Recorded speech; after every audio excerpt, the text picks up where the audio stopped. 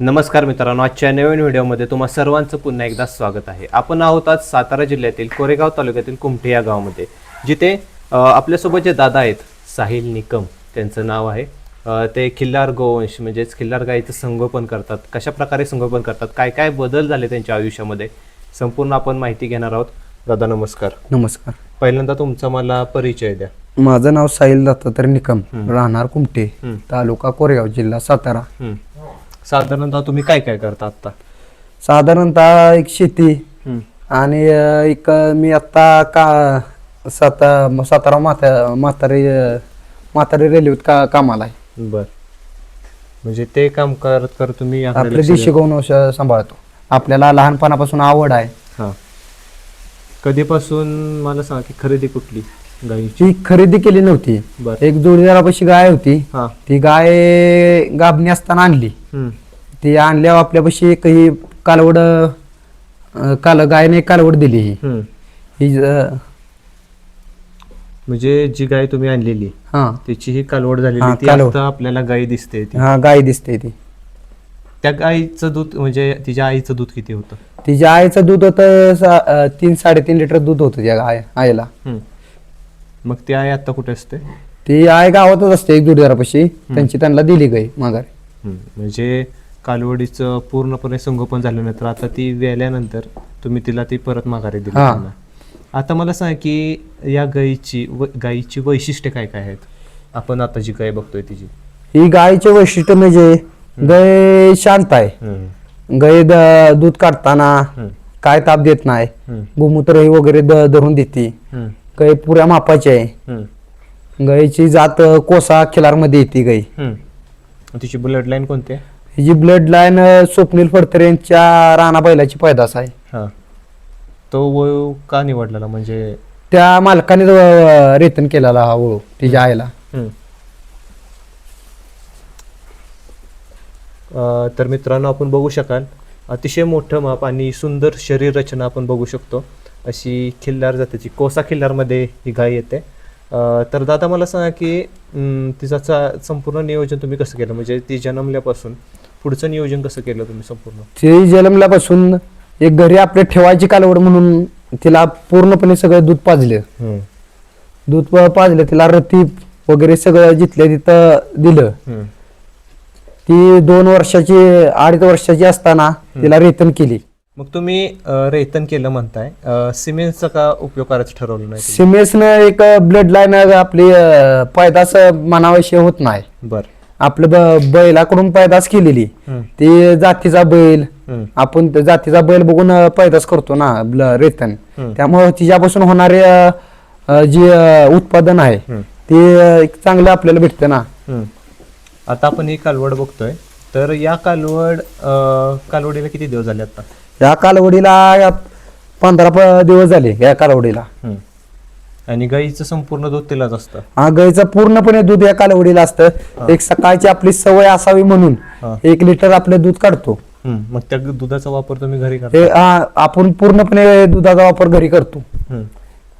पूर्णपणे दुधाचा वापर घरी करता. आणि दिवसभराचं तिचं नियोजन कसं होतं? चारा वगैरे? दिवसभराचा तिला 3 टाइम चारा असतो. बर, सकाळची आपले घास वगैरे मका, दुपारचे आपली वाळकी वैरण, परत 4 वाजता मका, संध्याकाळी परत आपली घरी जाताना वाळकी वैरण टाकून जायचं.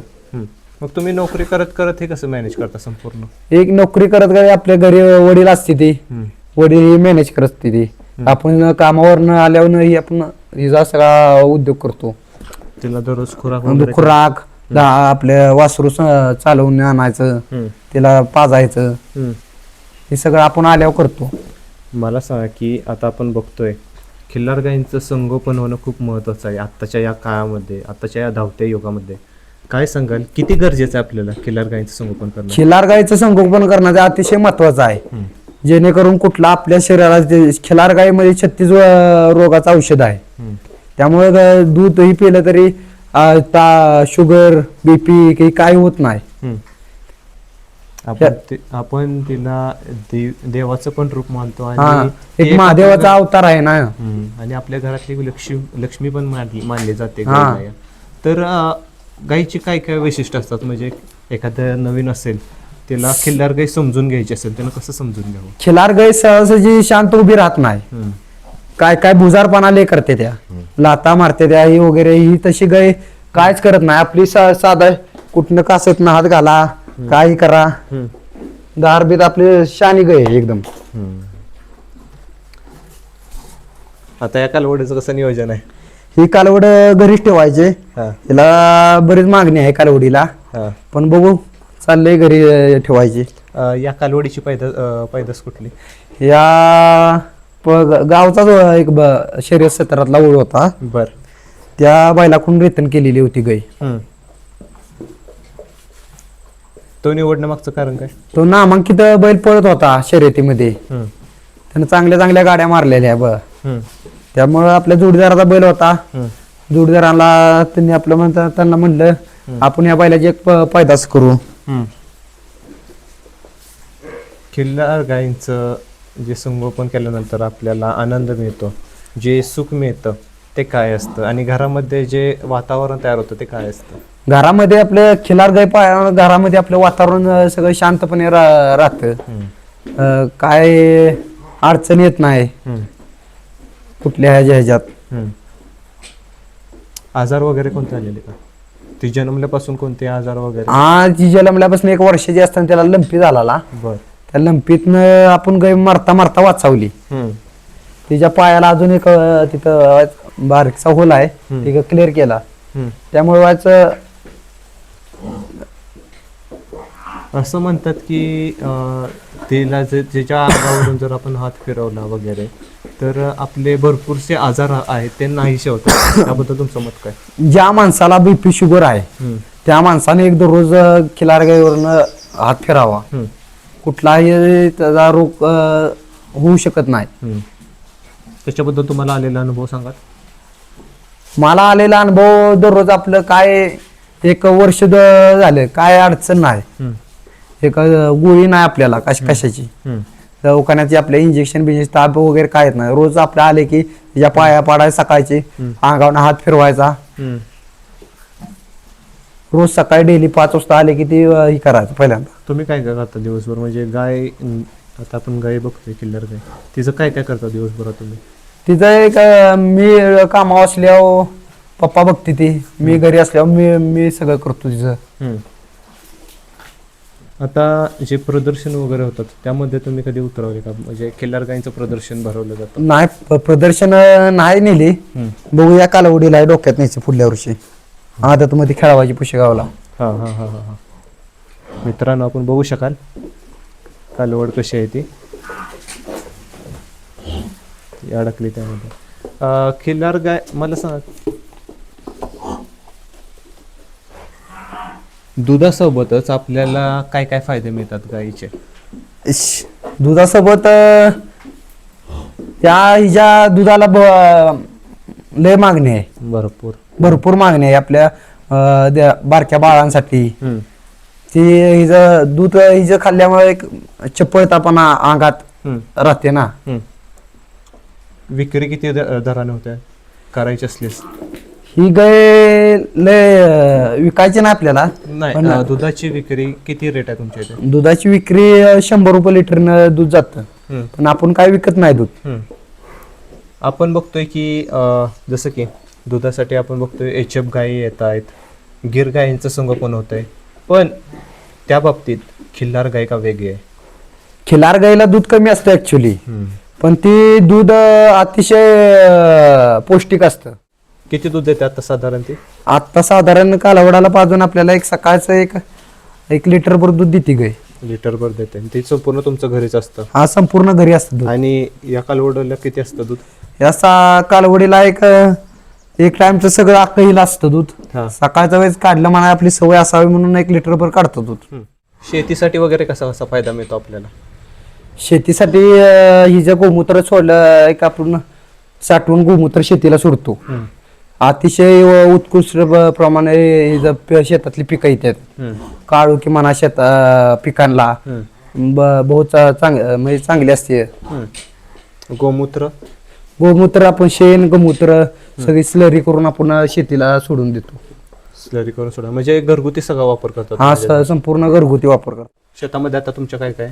आता शेतामध्ये ऊस आहे, हा. काकडी आहे, हम्म. आपले टोमॅटो ही असते ती हम्म. सीझनला. हम्म.